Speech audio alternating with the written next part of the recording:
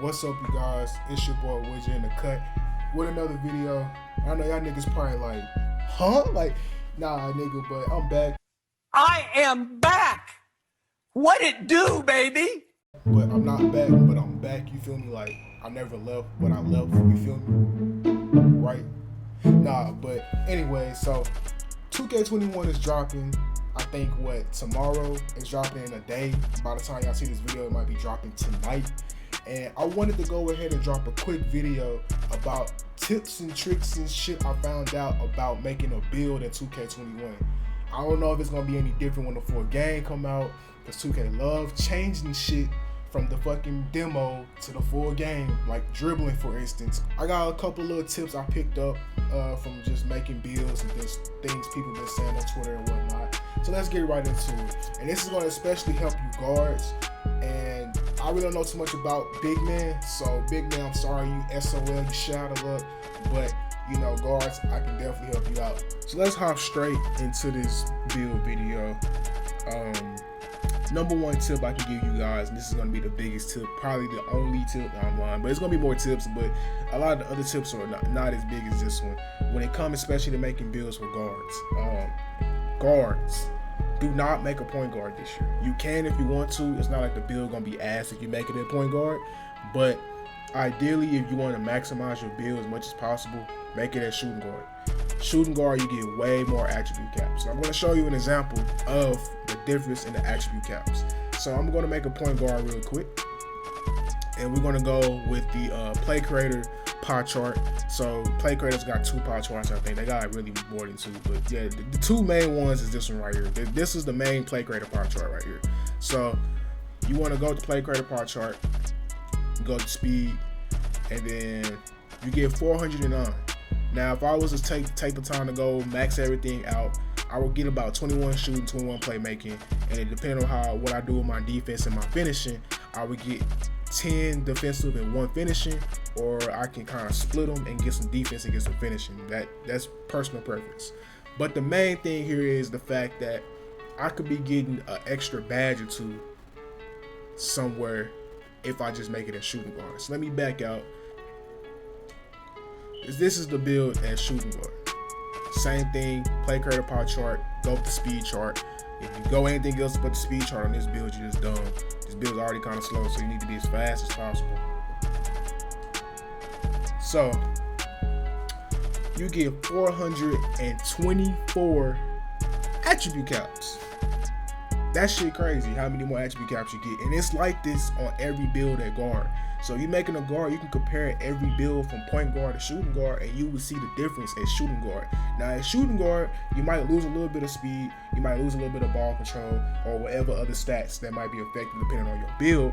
But the thing about it is, depending on how you're making your build, at the end of the day, when you're done making it, 9 times out of 10, your stats are going to go right back up to where they're supposed to be, as if you was on a point guard. So to give you that example, I'm going to make the build that I'm going to make day one for 2K21. And I'm telling you guys this because when you're making your builds day one, you want to be careful about what you're doing, because you could fuck around and fuck up your build. You could have made something way better, but you messed around and made something, you know, that's not as good. You know what I'm saying? You didn't maximize your potential. So let me just go through everything real quick. And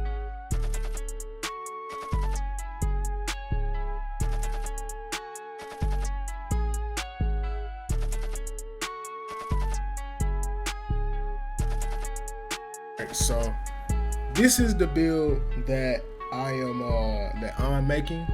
This is the play creator build. This is what I'm going with. I'm going with 22 shooting, 21 playmaking, 10 defensive, and 1 finishing. I'm going with 1 finishing because when you suck at something on your build, it is extremely hard to get it up. So like for instance, this build is terrible at finishing. My driving dunk is a 65, my drive way up is an 80. My close shot goes to like an 80 something, but everything else isn't that good on this build at all. And in order for me to even get any type of finishing badges, I have to basically max out every category in order to get like I don't even know, maybe like 6, 7 finishing badges. Like, you do not get very many finishing badges on this build. So there's no point in really trying to just do that unless that's what you want to do.